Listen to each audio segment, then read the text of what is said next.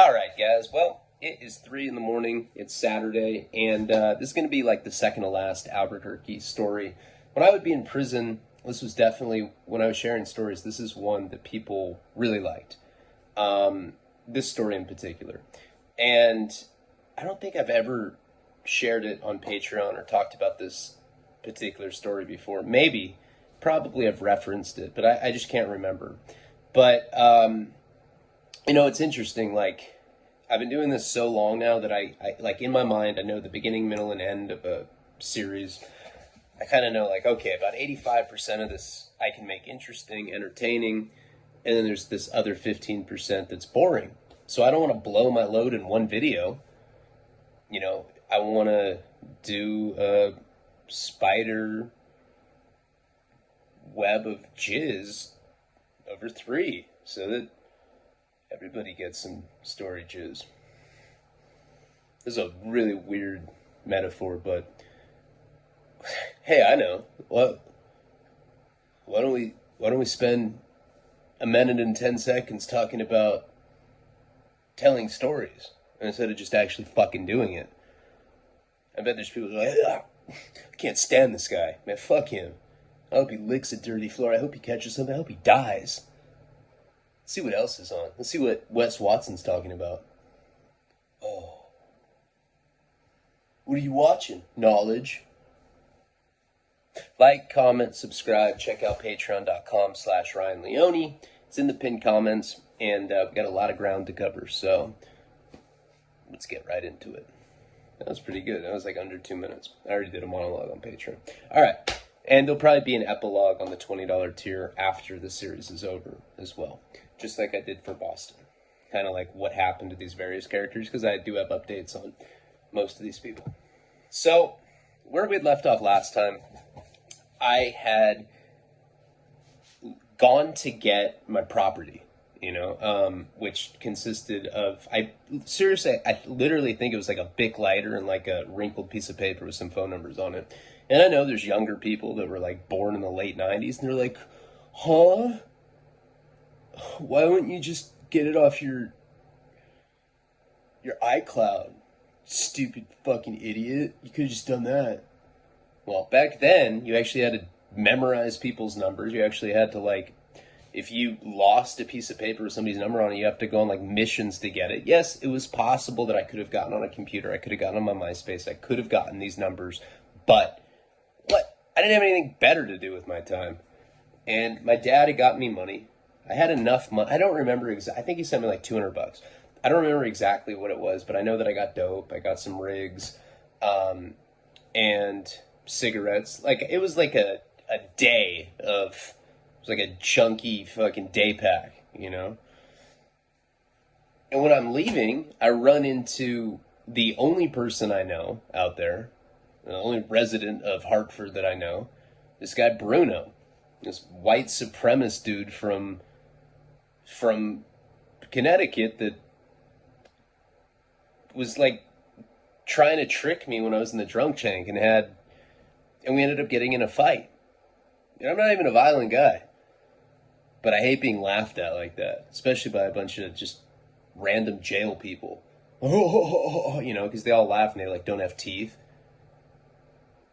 And you're like, damn, I'm getting laughed at by fools like that. I must be a bitch,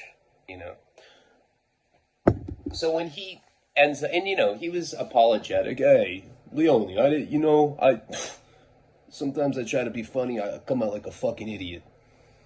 Yeah, the primates. When I'm around them, I feel like I'm not even on fucking Earth. You know what I'm talking about?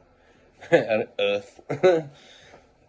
Sometimes I can't do impersonations correctly. Anyway, we don't need to get tripped up on that. So, he had a girlfriend named Shelly.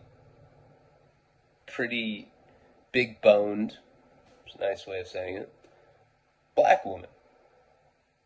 Fuck, is that not how you say that? Person of color. She's a fat black chick. And you know what was crazy? Like, as soon as he picked me, so we ended up getting picked up at this fast food restaurant. She picked us up in the car. And as soon as he's around her, all that, these fucking primates, all that out the window. So we end up getting pizza, and I got a hold of Luke. And Luke told me that I could come over to his place. So the whole plan, I forget what the name of the town that he lived in specifically in Connecticut was, but it was like definitely one of the more upscale parts of it. Now, Luke, in case you guys remember or forget who that is, when I first went out to Worcester in 2003, I think it was, Luke was this guy. He was a weird guy, for sure. He dressed like, I remember he would wear like baggy jeans, plain white hoodies. Only music that he listened to was Mobb Deep. He called everybody Dunn. What up, Dunn? I'm glad he talked like that. Shut up, Dunn. You know, like, pretty much punctuated everything he said with Dunn. And he told me, when I met him back then, that he had just gotten out of prison because he robbed a coke dealer, some kid. He was like 19 when I met him. No, he might have been a little older, because I think he'd done 3 years, is what he had told me.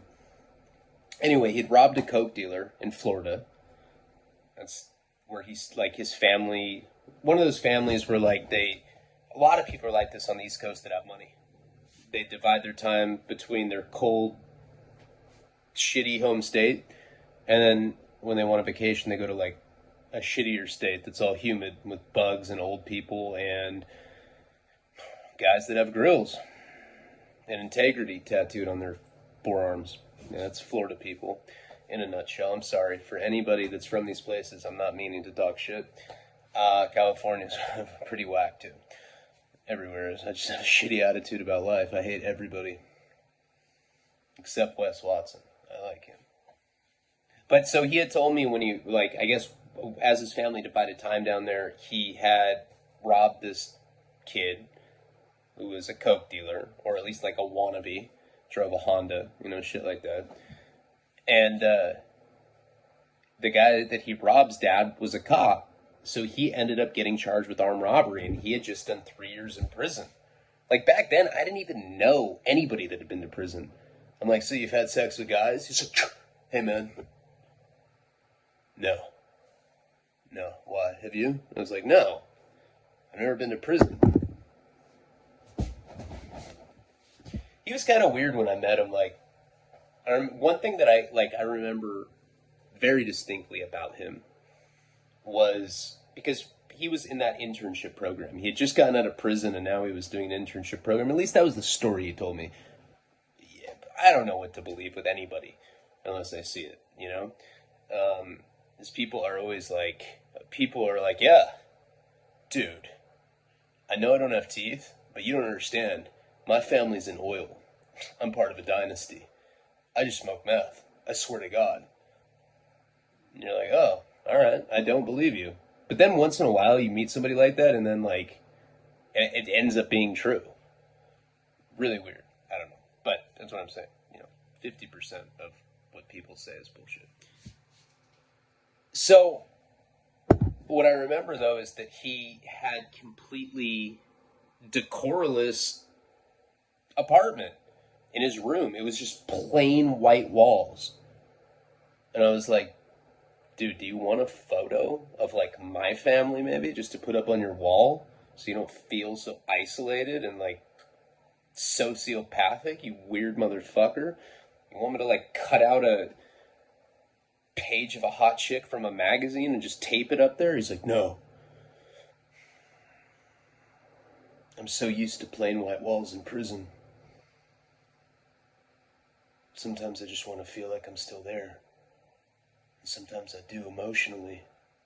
I was like, okay, weirdo. You know, I was 18. I was definitely like I had like a punk ass attitude back then.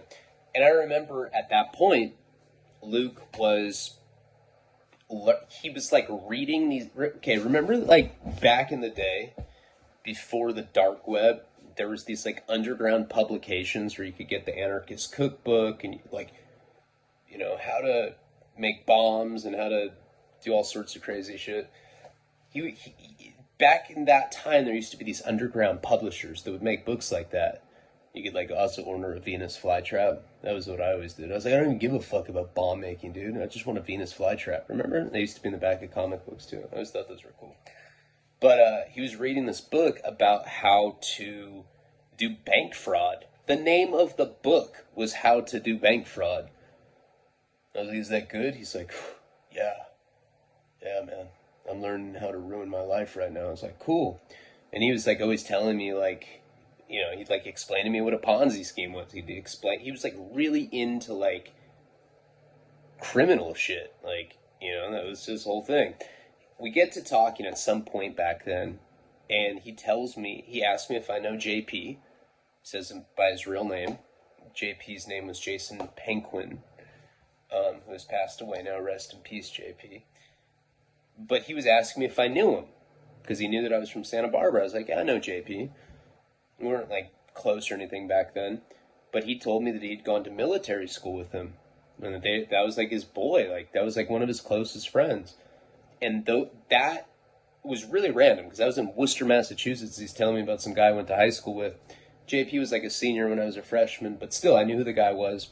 That's why, yeah. So Luke was like 3 or 4 years older than me. He just did 3 years in prison, so it makes sense that he wasn't 18. And then, like, later on in life, he became a gambling addict, just like JP. I was the heroin addict. And we went around doing scumbag crimes together.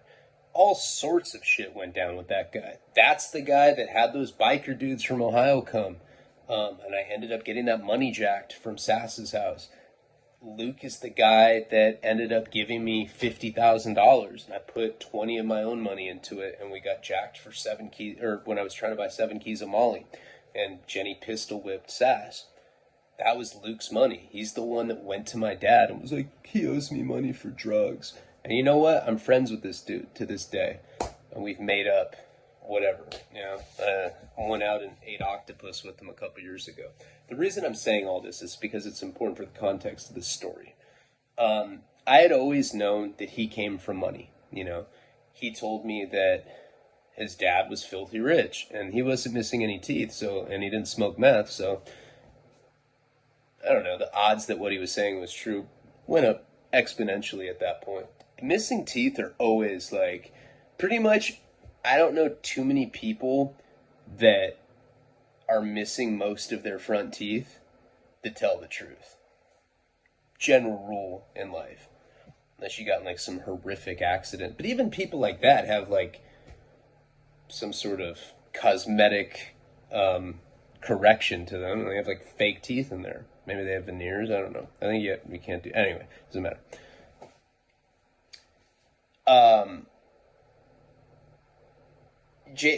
Luke was also the guy. I don't know if I ever told this story, but he owned the strip club out in Connecticut, and I used to fly and take ounces of crystal meth out there. Nobody had meth yet. You know, that was like considered maybe like a gay club drug in New York at that time. But in that part of Connecticut, there was no meth. We were getting ounces for like $150 and selling them for like $1,200 out there, you know, and he owned a strip club. So every time I went out there, I was just this greasy, acne-faced little junkie kid, and I was having like 7-somes, all girls. I made that completely up. But some pretty cool stuff happened, but nothing that fucking ridiculous. I'm not a rapper. But yeah, we had some pretty crazy nights. But anyway, let's get on to like this storyline. This story gets wild.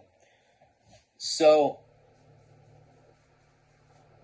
when I had talked to him, first of all, JP ended up getting arrested in Las Vegas. I didn't really know the details, but I knew that it was for grand theft. And his girlfriend was pretty much a normie at that time.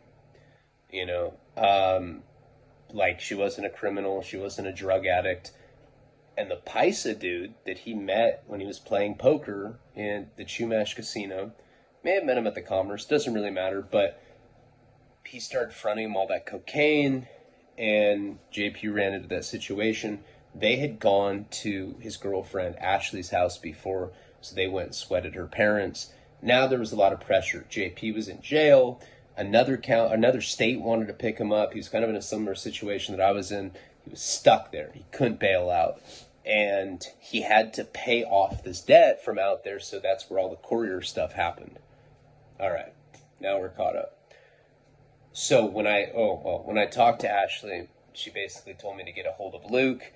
And when I got a hold of Luke, I was supposed to go over to his place and I was supposed to help. You know, one value that I always had when I was running around doing dirtbag shit is that I was always loyal to my dirtbag friends. Always. I was like, oh, you're a piece of shit, me too. I'll do anything for you, I don't care. Let's hurt innocent people. Fuck it. I'm feeling wild right now. No, we never do stuff like that, but yeah, JP was pretty gnarly, you know. He would he'd like mug people. Felt like I was in a Batman comic book. He'd be like, come on, wallet now. Wearing a ski mask, and like I never had one. I was like really recognizable because my acne was so bad. Yeah, it was just crazy. So we decide, or I asked Bruno if he can take me to Luke's house. Luke's not his real name, so I try so hard not to say it because he would definitely won't want me to say his real name on here. So Luke and Shelly, you know, are going to take me to his place. It wasn't that far away. And so we ended up getting back in the car, and before we went out there, they're not talking to me either. They're just like listening to music. I forget what kind of music they liked, but it was like shit that like R&B, shit like that. Stuff that I wasn't into at that time. And so I don't know what's going on. I'm just like in the back seat, and you know, we called Luke back. We got directions to his place. They were just supposed to drop me off there. And then when I got to Luke's, I was supposed to start doing this courier work. You know, I didn't really know how that was even going to work, but it takes a lot of manpower because, like I said in the other video, you have to drive to all these random pawn shops all over the place. So it takes all day. Sometimes you have to go to multiple states to be able to do it. I didn't know that then, but I'd soon find out that it took a lot of people doing it at once to be able to do it effectively. If you're going to wash like $300,000, $400,000, $500,000, whatever the case, more money that you have, the harder it is to go buy like little gold coins that have value so that you can bring it back to California where the money's owed and actually give it to them in person. That was the weird thing about it. So they're like bumpy music, and we end up stopping at this house. Not a bad neighborhood, not a good neighborhood either. I'd say it kind of looked like parts of South LA, kind of like Compton, but like the East Coast version of it, like a suburban ass neighborhood. It wasn't in a city or anything. We pull up to this curb, and Bruno gets out of the car. You know, he's like in the passenger seat. Gets out of the car. Shelly turns down the radio. She's like, he'll just be a minute. She talked very white. He'll just be a minute. So where are you from? I was like, well, where's he going? He's just like going into this house. I don't know why, but like something kind of struck me as odd about the whole thing. I just got like a weird intuition about it. My spidey sense went on. I'm like, I'm from Santa Barbara. And she's like, where's that? I was like, California. She's like, oh. She's like, do you know you're handsome? I was like, yeah. You're thin. She's like, huh? I was like, I don't know. I was trying to compliment you. She's like, God, you're adorable. I love your smile. I was getting really uncomfortable. I was just looking at her. I was like, God, I don't think I could have sex with you. I didn't say that. I was like, well, thanks. I appreciate it. She's like, so how long have you known Bruno? I was like, I just met him. She's like, where'd you meet him? I was like, in jail. She's like, oh my God. He's such a klutz. He's always going to jail. Were you guys homies in there? I was like, actually, we got in a fist fight. She's like, what? Bruno doesn't fight. I was like, yeah. I was like, I hit him. And so I tell her the whole story. So we're like having this conversation. He ends up coming out of the house, not running, nothing, but just kind of like hobbling, I guess is the way, like almost like limping. walks into the passenger seat. He's like, come on, let's go. But he's not really in a hurry. She's like, oh my God. And I can't see. I'm like in the back seat, so I don't have the vantage point where I can see him right away. We kind of start driving, and he turns around, and his face is all swollen. Like, it looked like he just got beat up. I was like, what happened? He's like, never mind what happened. We're going to go get a fucking hotel.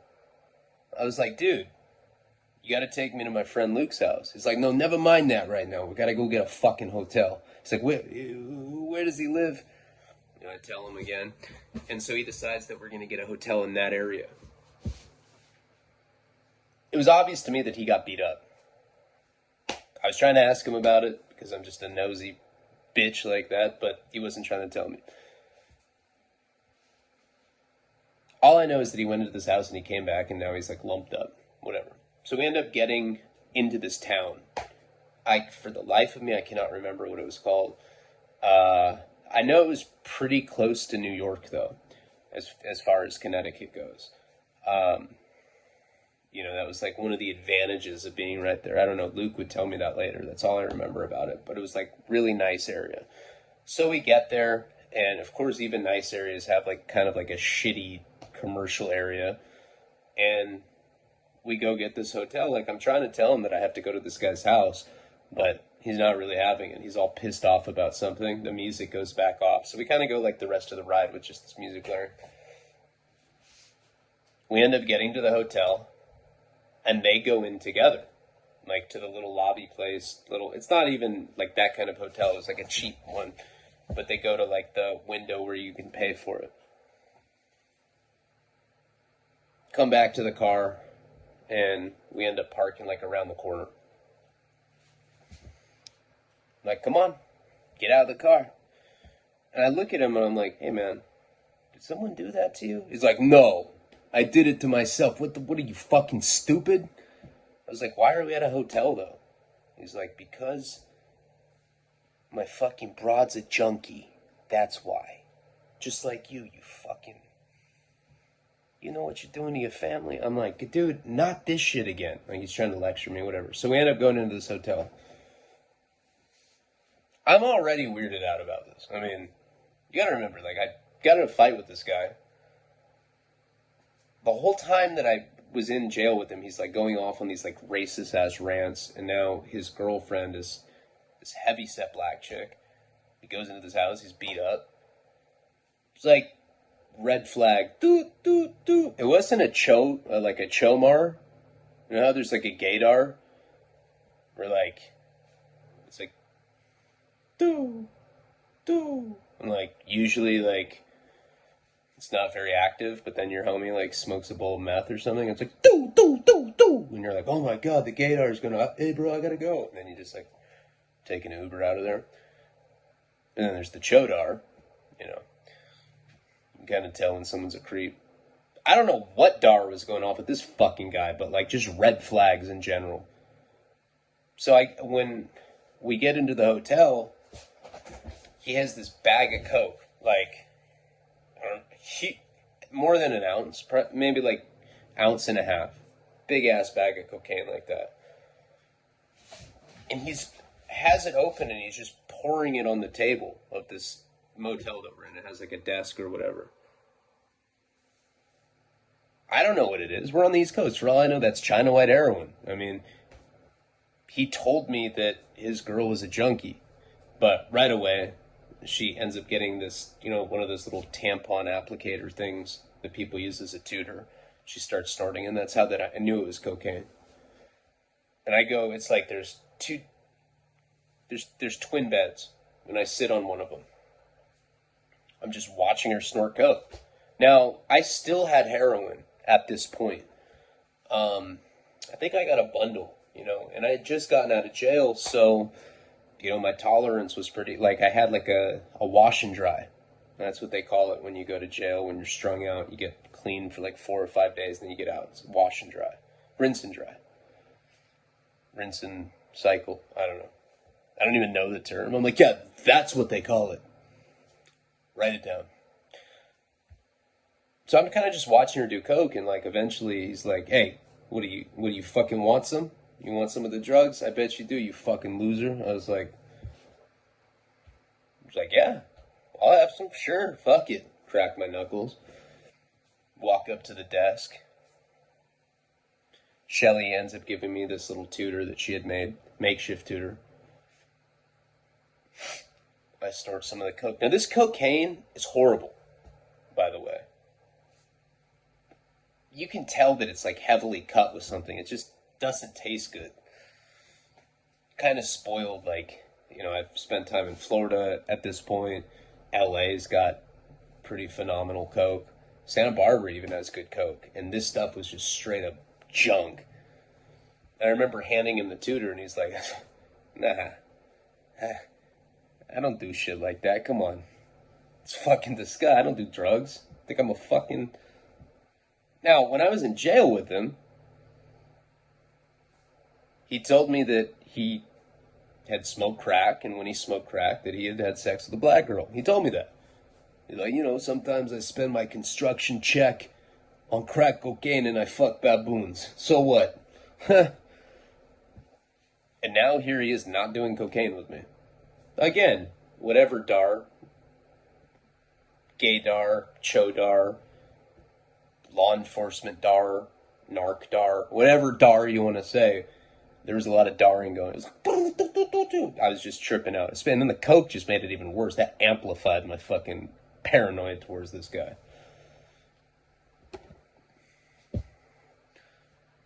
So I was like, now I'm coked out.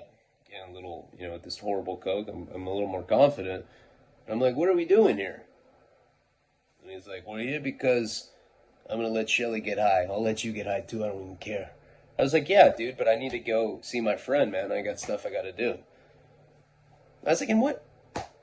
You don't even do cocaine. What do you do? You just get girls drugs and then you, what? So you can fuck them or something? He's like, do you know how many bitches have licked my asshole on cocaine? Do you want to know? 19 different bitches have licked my asshole on cocaine. You know how many broads have done it when they're not on cocaine? 0, kid. 0 kids. And I'm going to tell you something. I like getting my ass licked. I was like, look, can I borrow your cell phone? Please? Please let me borrow your cell phone. No doubt. I was like, I'm going to step outside. So I step outside of the hotel, and I end up calling Luke. He picks up, and I was like, hey, man, I'm in your town, but I'm with these 2 weird-ass people. I kind of started explaining the situation to him. I was like, can you come get me where I'm at? I need to stay at your place. And Luke is like, no, I live with my dad. I live in the basement of his house. I can't have anybody over. He's like, yeah, are you all fucking loaded right now? I was like, yeah. It's like, especially in that condition. It's like, my dad's really strict. It's like, dude, you're like 23, 24 years old. You can't have a friend come sleep over? What are you, 7? He's like, dude, he's got cameras all over the house. There's no way that you can sleep here. I'm like, so what am I supposed to do? He's like, I mean, your friends have a hotel? I'm like, they're not my friends. And this is a guy that I met in jail. I start kind of explaining it to me. He's like, I don't know, man. He's like, I got friends, I can call around. I can try to find a place for you to stay. Just hang tight for a little bit. Come by tomorrow. I'll bring you over to like one of the hood rats that I'm fucking's houses, whatever the case was. So then I end up calling the girl in Santa Fe, the one who I have been pretending that I'm a pro surfer to since I met her in Vegas in the airport. Call her. She picks up. She's like, oh my God, hey. I was not expecting to hear from you. Where are you? I was like, I'm on the East Coast right now. I'm touring. She's like, really? Is there good surf in the Atlantic? I was like, no, it's not that kind of tour. I'm just signing action figures, She's like, they made action figures out of you? I was like, yeah. Come on. I've won the world title like, I don't know, 30, 70 times? I don't know. I don't keep track. I don't even like those big checks they give me. They're just stupid. They're gimmicky. I give them to my mom. Makes her happy. She's like, oh my god, I love how famous you are. Surfing's so cool. So in my mind, I'm like, all right, this is what I'm planning on doing. I'm planning on helping JP because I do feel like I have an obligation to him. He's kind of like a surrogate older brother, I guess you could say. I want to take Kate's dad up on the offer because obviously he wants to get rid of me. He'll put me on a plane back to California, and then he'll give me 15 grand. At that point in my life, 15 grand would change my life. Doing courier work for JP was literally just to help him. That was it. Like, I wasn't, of course I'd get broken off something, but my best play at this point would be to fly out to California, have Kate's dad pay for it, and then use that money to go out to Santa Fe to be with this girl, because this girl was hot. It was only a matter of time before she realized that I wasn't a pro surfer. But it didn't matter. You know, all I had to do was, like, take my shoes off once. I have, like, all this, like, fungus under my toenails. Like, no pro surfer has shit like that. And she would have known that, and my gig would have been up. So that was my plan. Just go do what I have to do with Luke for a little bit, and then go home, get Kate's dad to give me that money. Because I did think that he'd be good for it. He really did just want to get rid of me, and he was willing to pay me off, and 15 grand to him is like a drop in the bucket. And this girl's like, well, I've got some good news. My mom and stepdad are going to be gone for almost 3 weeks. I was like, when? And I remember it was like I think I was talking to her on like a Monday. Pretty sure her parents were leaving the following weekend, something like that. Like, I had time. It was like, it worked out perfectly. The universe was trying to, like, speak to me at this point. So I was all stoked. I was all coked out, pacing the parking lot, talking to her or whatever. We probably talked for an hour, and Bruno ends up coming to the hotel. He's all pissed off. He's like, hey, come on. The fuck? Like, I gotta pay for that by the minute. I'm like, no, you don't. People haven't had to do that since, like, the 90s. Stop it. So I had to give him the phone back, and I ended up going back into this hotel. Now, at this point, I've been gone like an hour, like I said. Shelly was in a nightgown, and it was like a translucent nightgown, and, like, her nipples were, like, poking through it. It was very suggestive. Like, look, I'm no prude. And I'm not trying to be mean in any way, but this chick was fucking gross. And I've been in a situation before where I'm in a hotel room. One girl, 2 guys, drugs. Usually it's going to lead to a spit roast. Let's just be completely honest with you, kind of. I already knew what it was, right? I was like, I knew it. You gotta remember, I'm wearing like some shit-stained clothing at this point. Got pit stains from the impotent homeless dude that had picked me up with his hippie girlfriend. Like, I was gross. And so was she. And she was all coked out, just eyes wide. And I was kind of weirded out because, like I said, this guy, when I was in jail, was talking about how he used to smoke crack and he used to fuck black chicks. We're in a motel with a huge pile of cocaine and a black chick, and all of a sudden he's not doing cocaine. But he's feeding it to me and her, so I already knew what it was.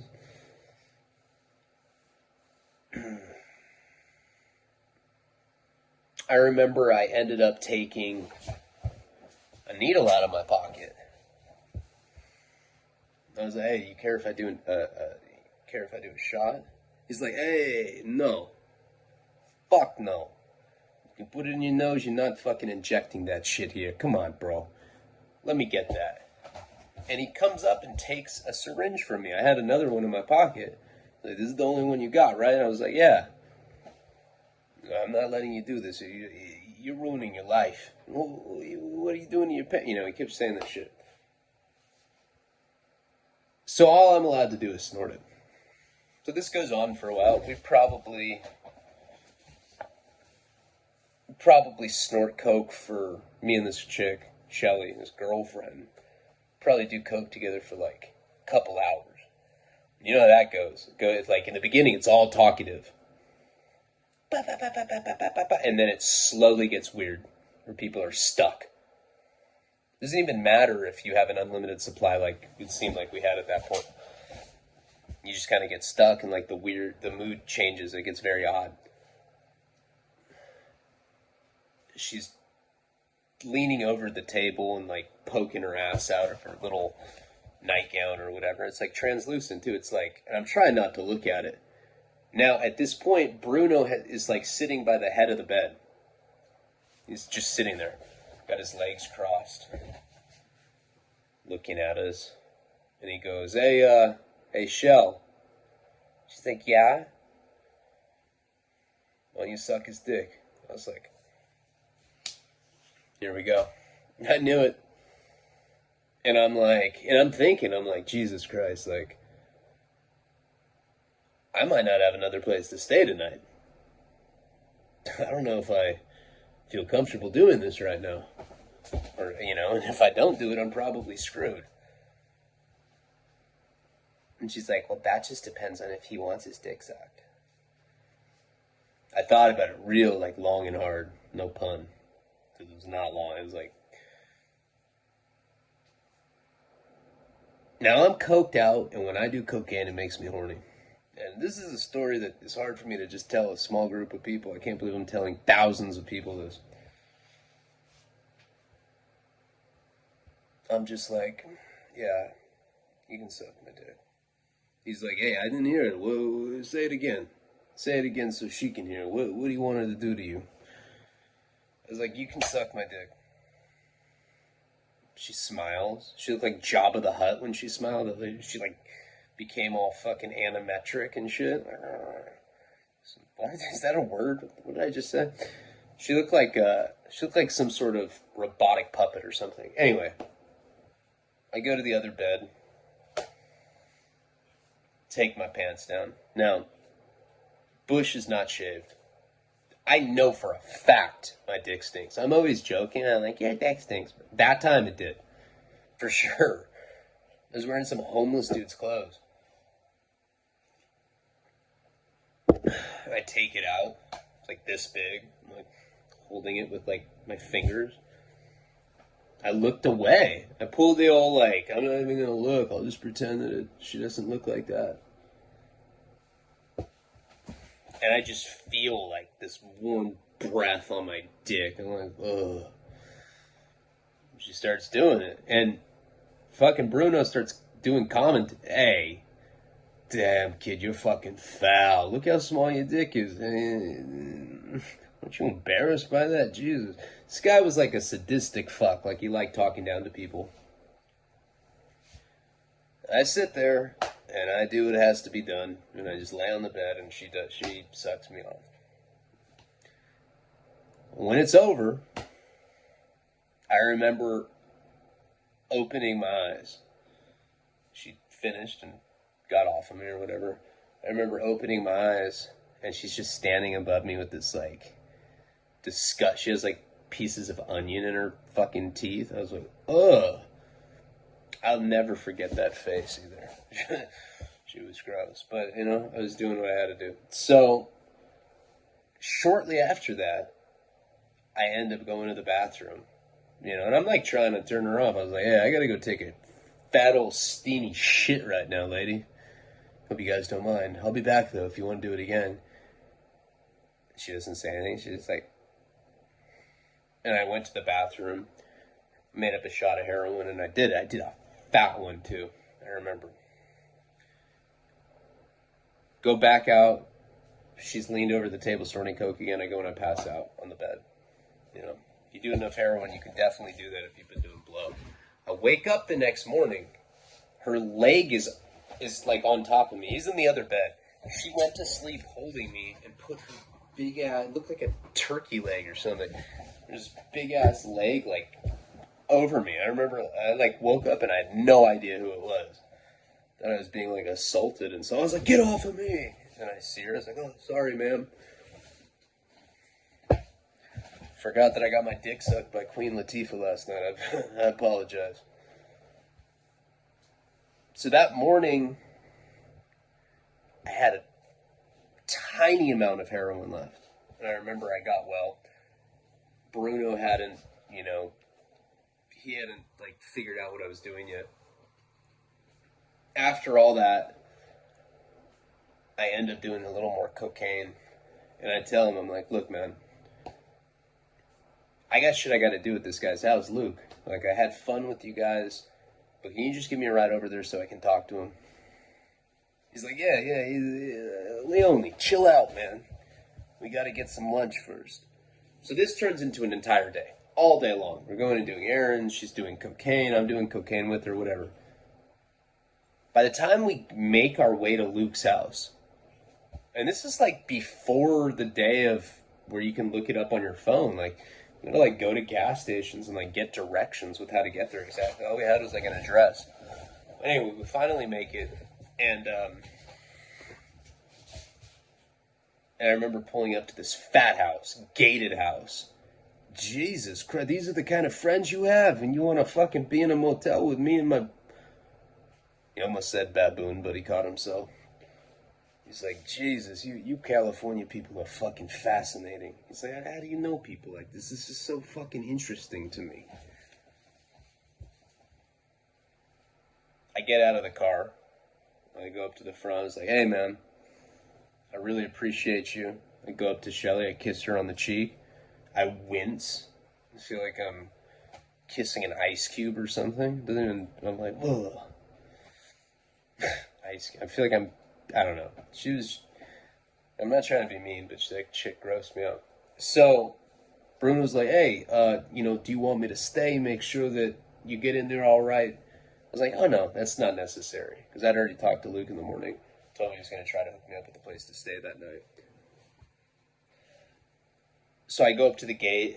There was some sort of code. I press it. Luke had given it to me. Gate slowly opens. And I walk down. I couldn't believe it. There was 10 luxury vehicles parked in a horseshoe shape. And I see Luke. He has a pink collared shirt on and these nylon shorts. He looked like a professional tennis player. He's like, how you doing, man? Now, this is not the guy that I remember wearing the big baggy hoodie and big baggy jeans, calling everybody done. Now I was hanging out with I don't know, it was just a completely different person. And I it dawned on me. I was like, oh,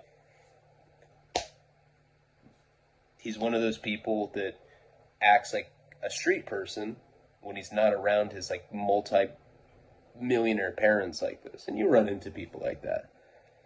So he comes up to me, and the first thing he says to me is like, damn, bro. He's like, you fucking stink. I was like, I need new clothes. And he's just laughing at me, hugs me. It's like, it's good to see you. And I start kind of telling him, about some of the adventures that I've had. And he's like, come on, go into my room, give you a fresh change of clothes. You can shower here or whatever. So I end up showering, get changed. It gives me some preppy ass shit. It's stuff that I wouldn't normally wear. I don't remember what it was, Abercrombie and Fitch or something. And I'm drying my hair off with the towel. And he comes in and his eyes are all big. He's like, dude, my dad's here. I was like, so? He's like, he knows you're here. He wants to have dinner right now. And he's with his girlfriend. I never met his dad. I knew nothing about this guy. I didn't know why it was a bad thing. I was like, I'll have dinner with him. Fuck it. I'm all loaded. And I told Luke, I said, hey, I'm pretty much out of heroin. Can you get more? He's like, yeah, no problem at all. So we end up going into this, have you ever seen Batman, the original Batman? I felt like I was at Wayne Manor. They had one of those living room tables that was 150 feet long or something, group of people just bunch up like in the middle of it. And, like that's where you have it was really crazy. I've never seen a table that long in my life. These like super ornate, expensive chandeliers. And I go and sit down. They have like servants at this place. That's how rich this dude is. And he's like doing all this shady drug shit. He like owns a strip club on the side. At that point, he didn't anymore. I want to say. Probably right shortly after that. So finally his dad comes out. Like I said, we're all sitting in the middle of this long ass table. And I look at him and I'm like, Jesus Christ, it's like the Crypt Keeper. This guy's like in his 90s. He's got like black fucking like age moles all over him. And he's like one eye squinted. It was scary. It looked like a fucking corpse or something. He's like, hi. I'm Luke's father. Who are you? I was like, I'm Ryan Leone. He's like, Italian. Do you know what ethnicity we are? I was like, no. I was like not even pretending to be like cordial to this guy. He just, right off the bat, I could tell I didn't like him. Starts going in like about their, he's like, wow, we're 76% Polish. I think that Luke's partly Russian. I think he was like a stroke victim. He probably was. Then his girlfriend comes out. So we like sit down, I'm talking to him. He's like giving me this whole like boring ass speech about their family history and shit. And this guy's girlfriend comes out, Luke's dad. Look, I'm like not one of those giddy guys where I'm like, oh my God, that chick's hot. Wow. I've never been like that.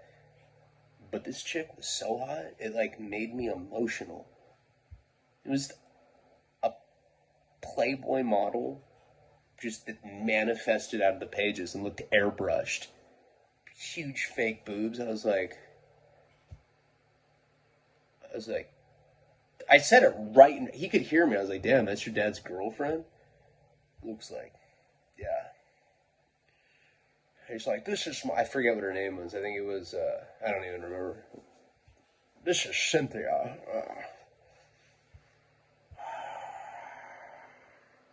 We met at a fundraiser. I was like, no way. A fundraiser, you say? Did she know you had money? Of course not. She likes me because I made her laugh. It's not right, boo-boo cop. I'm like, ugh, I cannot believe this woman has sex with this person. That is disgusting. Made me feel better about having sex with Shelly.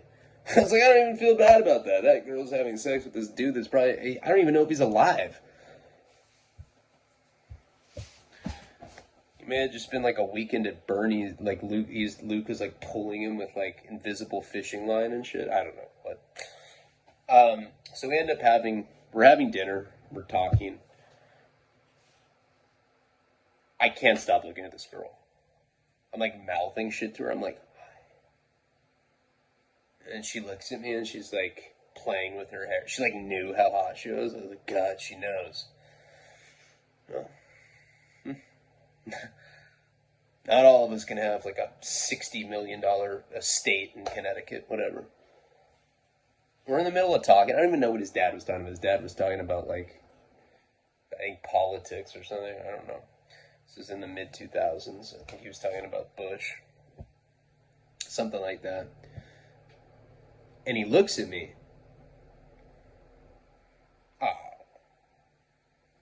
I'm going to excuse myself now. And he gets up and just walks away. And the hot girl, who was super nice the whole dinner, she looks at Luke. She's like, what did you do to him? God damn it. You're blowing this for me, Luke. Fucking idiot. She walks away. I was like, what's that about? He's like, I don't know. He's like, excuse me. He like runs after them. I'm just sitting at this long ass table. Like some butler comes up to me. He's like, so, would you like a biscuit? I was like, sure. Why not? Give me 4 of them. Fuck it. I'm just sitting there, and then Luke comes back, sits at the table across from me, and he's like, hey man, you gotta go. I was like, what do you mean I gotta go? Why? It's like my dad saw Saw that you had a tattoo, man. He thinks you're probably in a gang or something. I'm like, dude, it's Fear and Loathing in Las Vegas. It's not a gang. It's a drug addict thing. You know, back then that's what I thought. I'm just joking. I think much more highly of Hunter than that. It was purely for joke sake. But that, honest to God, he was kicking me out of his house because he could see, like, a partial tattoo. And, like, that was, like, well, you know, against the law. But he's dating some, like, 22-year-old mom. This guy's, like, in his 90s. His girlfriend was probably, like, 22. So I swear, I was like, what the fuck? So I got kicked out for that. So he's like, come on, I'll walk you out. He's like, be careful what you say inside the house. Cameras everywhere. I'm like, cameras? I'm like, dude, how do you live in this fucking environment? Why don't you just go get your own place? I'm sure he gives you a sizable allowance, which he did. See, Luke was one of those guys that just wanted to be like part of the boys, you know. He just wanted to do scumbag criminal shit because he felt like an overprivileged Connecticut rich kid. Okay, I get it. I mean, my parents definitely didn't have any type of money like that, but they weren't poor, you know. I'd say they were upper middle class. This guy was upper class. Probably worth hundreds of millions of dollars, shit like that. So I've been around, like, upper middle class. That's still when you, like, have a personality. That's still when guys that have, you know, upper middle class money still have ugly wives and shit. Not in the class that he was in. He was in, like I don't want to say, because he was in, like, Trump level money, where everyone just has trophy wives and shit. Soulless. I would never want to be like that. Like, just totally everything just revolves around money. It's kind of sickening to see. But anyway, I had to leave. I ended up walked down this gravel driveway, the same horseshoe one that I went in. And I end up seeing, as soon as I get out of the gate, that Bruno and Shelly are still parked there. It's been like over probably an hour and a half, maybe 2 hours. I was shocked to see them. It's like, what the fuck? I walk up to the car, I was like, what are you guys doing here? Oh, you know, kid, I don't know, you know, she told me that maybe we should go back to the hotel. I told her I didn't have your contact information. I had no way of getting a hold of you. You had no way of getting a hold of me. So I just figured that if I'd wait, eventually I'd see you, and I did. I love you, bro. You're my bro. Let's go back to the hotel, have some fun, huh? It's like, fuck my life. I was like, hold on. I gotta go talk to my friend for a second. And go back to the gate, press the thing again, go back inside. Luke's like, what are you doing? I like had a knock on this loud ass reverberating fucking echo door. And I explained to him what the situation is, right? I'm like, look, these people are still here. He's like, well, that's good.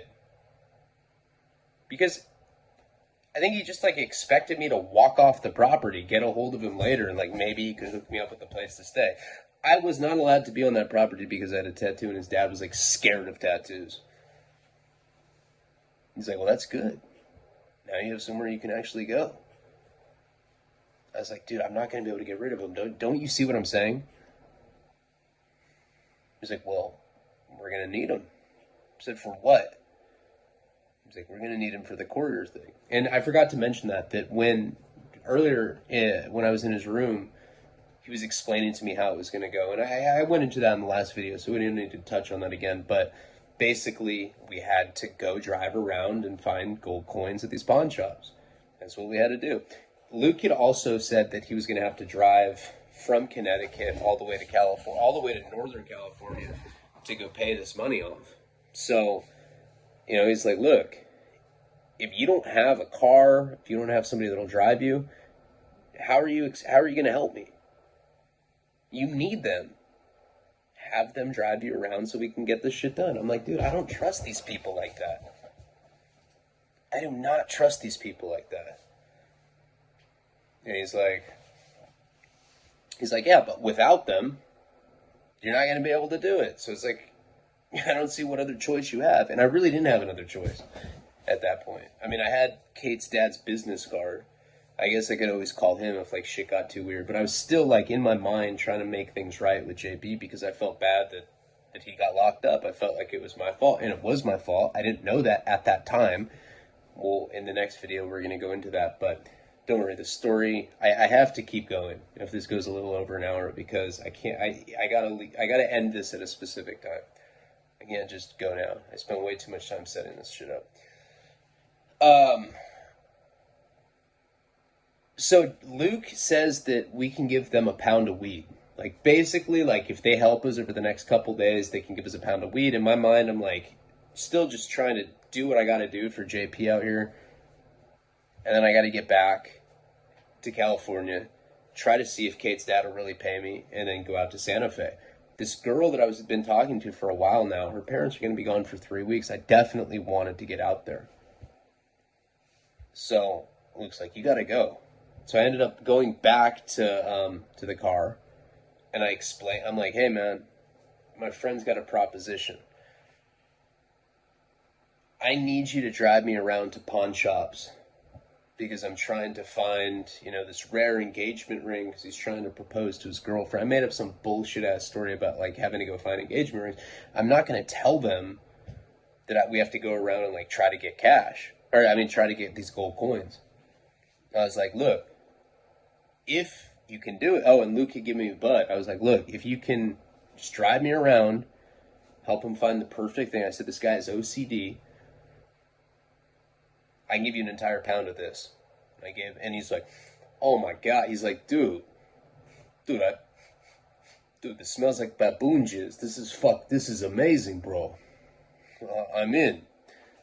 So that's how that started with him. We ended up going back to the hotel, and I can honestly say the second night that I was with them, and at this point, I'm out of dope, just so you know. Like, I ran out at this point. Luke said that he'd help me out the next day because he had connections there, and he'd been living in this town for a long time. He had owned a strip club there just pretty recently, so he had connections like that. Second night I was there, I started getting dope sick. I don't know, maybe a few hours after we got back. I think I had done my last dope that morning, and I started getting, I don't know, I know that I got sick whenever we had gotten back is when I started feeling dope sick, but I wasn't like full blown until the middle of the night. And I was able to use that as a reason not to have to do anything sexual with Shelly because I didn't want to. I felt like so uncomfortable about the whole situation, and I was just kind of like laying on this other bed. I started feeling really shitty.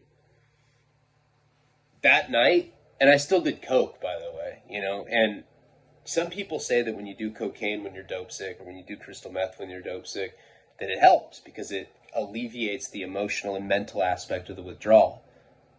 Yes and no. I think that crystal meth definitely has that ability, but I think cocaine can send you south really quick because of the physical withdrawal of it. Meth can be so overbearing when you're twacked out on it. Oh, dude, I'll stick anything up my ass. I don't care. I'm fucking high. But on cocaine, it's weird. You get these weird shiver spells, like these shivers pulse through your body when you do cocaine when you're dope sick. So I did it up to a point, and then I was sick, and then the next morning I woke up super dope sick.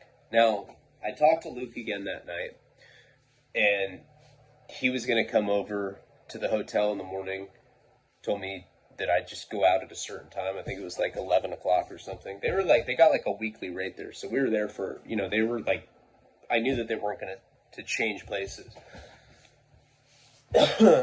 And I was supposed to meet Luke in the morning, and he was going to give me money. Now, he was only giving me, I think, $6,000 at a time. I'm not going to burn my friends, I had gone through that phase already, like a year before that. And, I had just jacked $600 for those guys on the train from New Mexico, but those guys weren't my friends.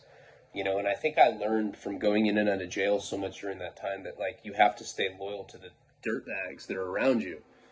Or you can't just be doing shady shit like that and be disloyal to your friends as well, or then like the entire world turns against you. I'd known Luke since I was 18. I was 21 at this point, so I'd known him for a long time, so he trusted me with this money. He ends up meeting me the next morning at this hotel, and I had to walk outside, met him in the parking lot, and he was driving like a brand new Lexus. Gives me the money, believe that it was 6 G's. May have been a little less than that. I know that it was definitely $4,500, and I'll tell you why in a second. But by the time I saw him, I was telling him that I was full-blown dope sick. Like, I was sweating bullets. I'd been up all night. And I was like, man, you got to get me some dope. This town was so nice that it didn't, even though we were kind of like in the shittier commercial section of it, it was still a pretty upscale place. It was kind of like Santa Barbara. Like, there wasn't like a general area where you could just go like ask people if they had drugs and they'll give them to you. It was like a little too nice for that. So I was begging him. I'm like, dude, I'm not going to be able to drive around with these people all day unless you get me well. He's like, okay, I'll see what I can do. Call me back in an hour or whatever the case was. I didn't have a cell phone, so every time I called them, I had to use their phone. Made the whole thing like much more complicated. He kind of like gave me the hope that he was going to get something for me.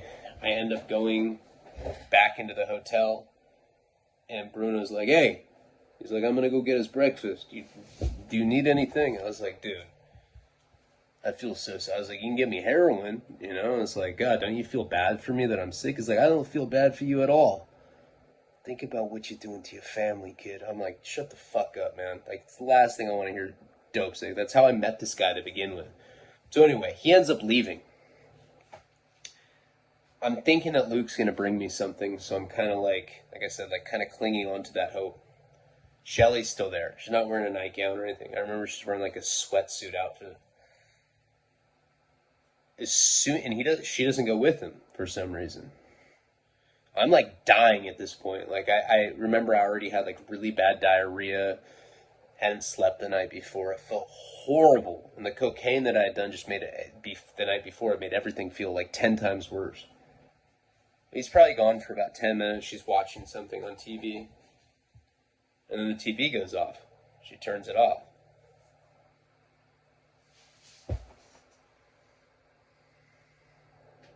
She's like, hey. I was like, what's up? I need to tell you something. I was like, and I'm in my head, I'm like, God, here she goes on some sexual shit again. I was like, what?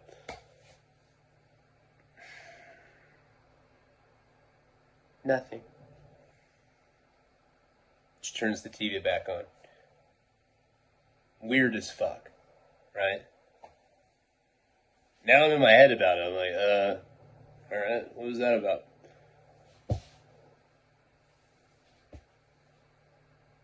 Finally, Bruno ends up getting back. He brings breakfast, but I'm not eating it.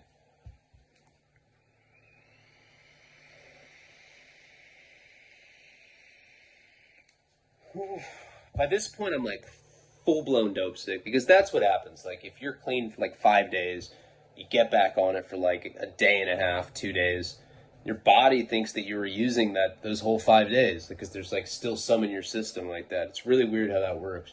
So I felt like I was kicking like a worse habit than I was.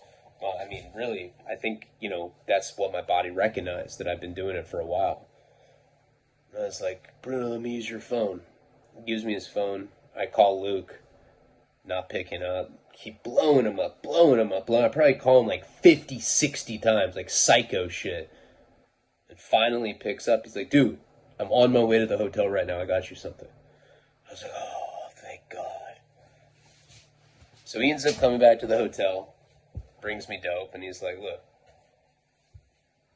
I need you to be able to pull this off. And he's like, we have like maybe 2 days left, and then we have to go. All right, cool. So I end up getting well. now starts the day of trying to get Bruno to drive me around to do this. So this goes on for like, maybe like a couple hours where Shelly's doing coke. Now that I'm well, I'm doing coke with her again. Nothing sexual goes down. I keep trying to get them to leave. They don't want to. I'm like, Bruno, you're not going to get paid the weed unless you actually take me to do this shit. He doesn't know that I have this cash on me. So we drive around, go to different pawn shops.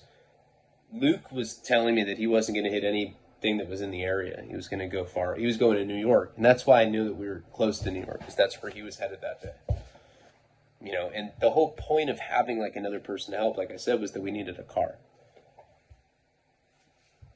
So I end up finding, I think, a coin that was worth $1,500, gold coin for $1,500. That's all we needed to do.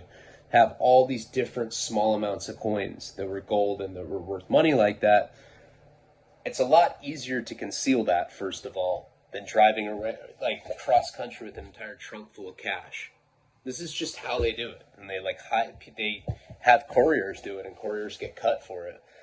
I know people to this day that are doing this exact same thing. So then we go to like another pawn shop. They have no idea what they think that I'm like getting an engagement ring or trying to find one for Luke's fiance, Luke's girlfriend that he wants to propose to, which was non-existent. That was just like a made-up story so that we'd have like some excuse. They weren't going in with me. I was like, oh, I'll just run in. I think the first time we went to a pawn shop, Bruno tried to go in with me, and then I just like kept making excuses. I was like, oh, let me just run in real quick. So I found the first one really quick, and that's why I think I had $6,000, because I remember all in all I got 3 of these coins. They were each worth $1,500. So I had $4,500 worth of coins. Luke had given me that dope earlier, so I was taken care of. I forget what he gave me, but it was enough to get me through like at least a day or so. Like I'd be fine for that day, so I really wasn't too concerned about it. We end up, I end up getting $4,500 worth of these coins, and I had cash left over. Again, like, at that point in my life, I had principles, and like I wasn't going to jack my friends. Like, I could have easily taken that money, but that would have been bad. Like, JP was the kind of guy that would have definitely found me and probably murdered me over that money. And besides, he was my friend, so I was trying to help him out. So we end up getting back to the hotel.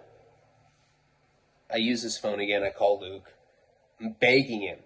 I know it's just a matter of time before, like, Bruno's going to start getting on some, like, perverted shit again, and I didn't want to go down that road.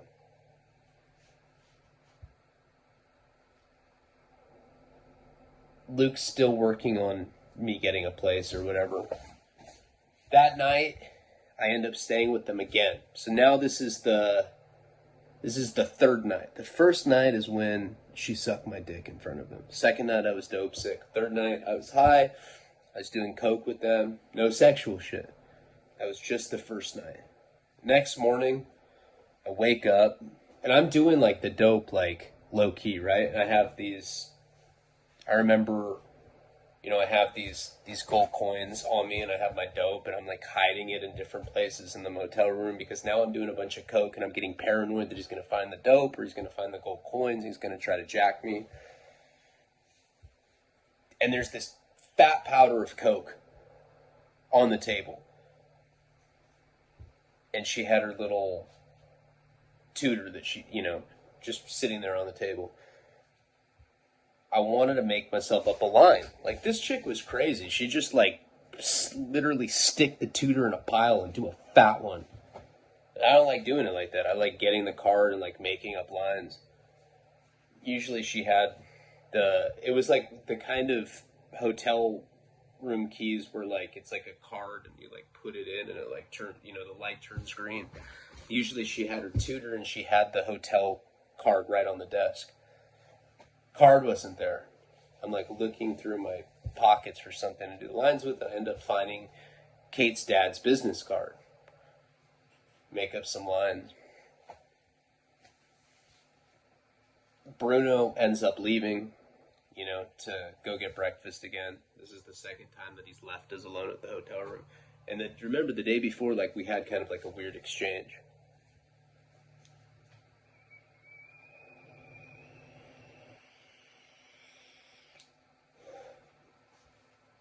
And like now I'm all coked out, right? Like sitting there making lines up, snorting it with her tutor. I'm doing well off the dope now. And I go, Shelly. And she's like, yeah, babe. I was like, what were you trying to tell me yesterday? She's like, nothing. I was like, no, come on. It's eating me. I gotta know, just out of curiosity. What were you trying to tell me?